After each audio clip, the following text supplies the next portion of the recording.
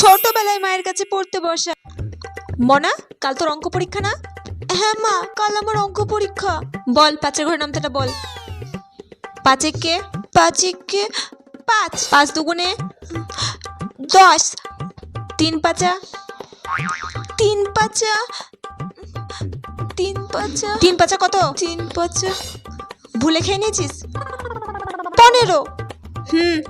চার পাঁচা মা, আমার খুব দাঁতে ব্যথা করছে। কিসে দাঁতে ব্যথা করছে? পড়তে বসলে তোমার দাঁতে ব্যথা পেটে ব্যথা শুরু হয়েছে না? চার পাঁচা কত বল? 20। পাঁচ পাঁচা বলছি মা, তুমি আমাকে মারবা না প্লিজ। বলছি পাঁচ পাঁচা 20। কি? চার পাঁচা যদি 20 হয় তাহলে পাঁচ পাঁচা 20। তোর আজকে হচ্ছে, কালকে তোর পরীক্ষা, তুই পরীক্ষার খাতায় কি লিখবি? সারাদিন কি করো? সারাদিন শুধু খেলা খেলা।